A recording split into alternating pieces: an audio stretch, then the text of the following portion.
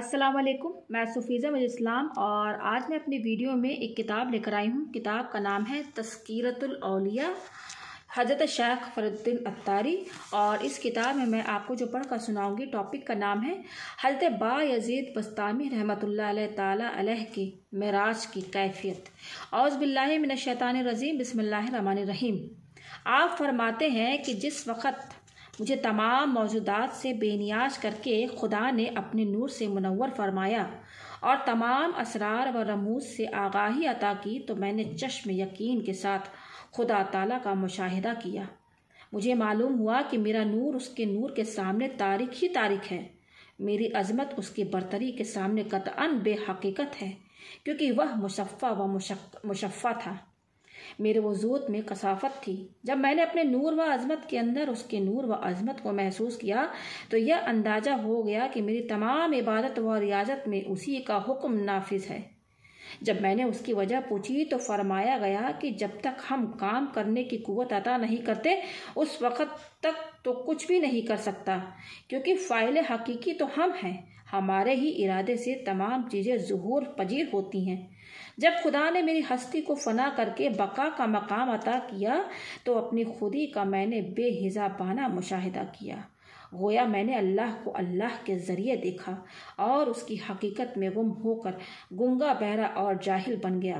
نفس کی بربریت کو درمیان سے فنا کر کے ایک عرصہ وہاں قیام کیا، پھر خدا نے مجھ کو علوم ازلی سے آگاہ فرما کر زبان کو اپنے کرم سے گویائی اور آنکھوں کو اپنے نور سے عطا کیا۔ اس کے ذریعہ میں نے ہر شے میں اسی کے ذات کو جلوہ گر پایا، اس کے علم سے علم حاصل کیا۔ پھر فرمایا گیا کہ تو سب کے ساتھ بھی ہے اور سب سے جدا بھی، تجھے بلا وسائل کے تمام وسائل حاصل ہے۔ میں نے عرض کیا کہ مجھے ان چیزوں سے کوئی دلچسپی نہیں، مجھے تیرے وجود کے بغیر اپنا وجود بھی ناپسند ہے، بلکہ تیرے وجود کا اپنے وجود کے بغیر قیام چاہتا ہوں۔ فرمایا کہ شریعت چھوڑ کر حد اعتدال سے نکل جا تاکہ تیری کوشش ہمارے لیے پسندیدہ ہو۔ میں نے عرض کیا کہ میری تمنا تو یہی ہے، اور مجھے یہ بھی علم ہے کہ میری ذات نقص و عیب سے پاک ہے۔ فرمایا گیا کہ یہ بات تجھے کیسے معلوم ہوا؟ میں نے عرض کیا کہ میرے علم کا سبب تو بخوبی جانتا ہے، کیونکہ تو ہی مجیب و مجاب ہے۔ پھر اس نے اپنی رضا سے مجھے مخاطب فرما کر شرف عطا کیا اور اپنی خوشنودی پر مہر تصدیق ثبت کر دی، قلب کی تاریکی اور نفس کی کثافت کو دور کر دیا۔ اس وقت میں نے محسوس کیا کہ میری حیات کا تعلق ذات خداوندی سے ہے اور میں اس کے فضل و کرم میں ملبوس ہوں۔ پوچھا گیا اور کیا چاہتا ہے؟ میں نے عرض کیا کہ تو سب سے زائد علیم و کریم ہے، اس لیے تجھ کو ہی تجھ سے طلب کرتا ہوں، صرف اپنا قرب عطا کر کے ماں سوا سے نجات عطا کر دے۔ اسی طرح کے کلام کے بعد مجھے تاج کرامت عطا کرتے ہوئے فرمایا گیا کہ تو نے حق کو دیکھ لیا اور پا لیا۔ میں نے عرض کیا کہ میں نے تو حق کو حق کے توسط سے پایا اور دیکھا، پھر میری حمد و ثنا کے صلہ میں ایسے پر عطا کیے گئے جن کے ذریعے میدان عزت میں پرواز کرتے ہوئے میں نے قدرت کی کاریگری کا مشاہدہ کیا۔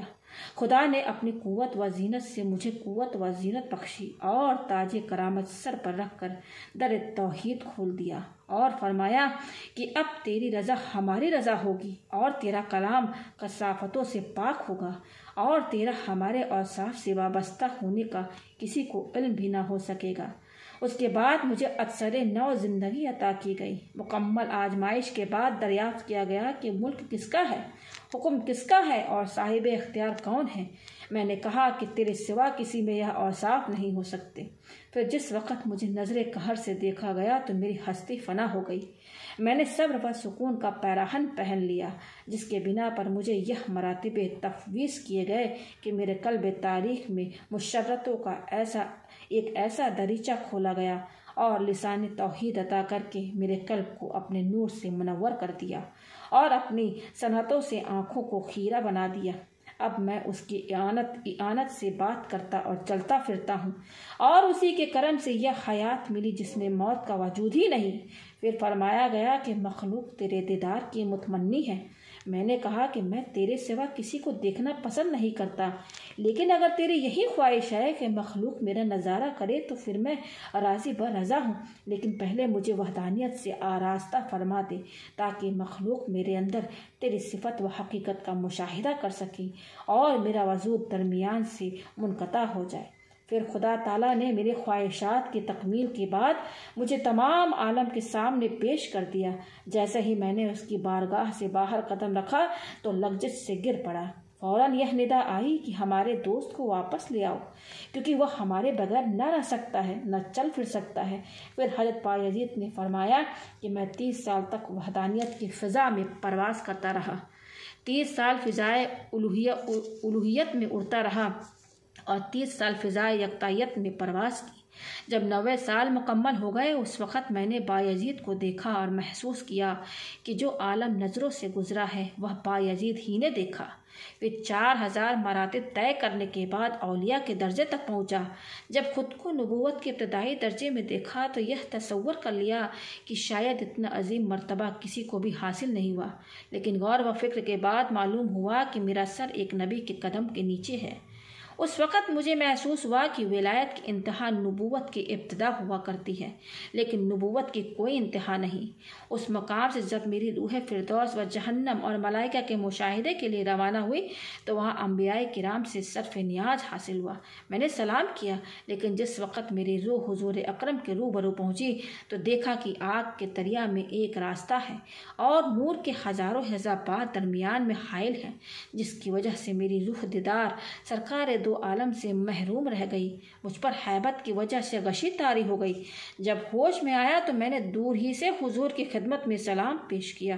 اس طرح تجھے قرب خدا بندی تو حاصل ہو گیا، لیکن اس کے محبوب کے قرب تک رسائی حاصل نہ ہو سکی، کیونکہ یہ امر واقعہ ہے کہ اللہ تعالیٰ تو ہر بندے کے ہمراہ اور قریب ہے۔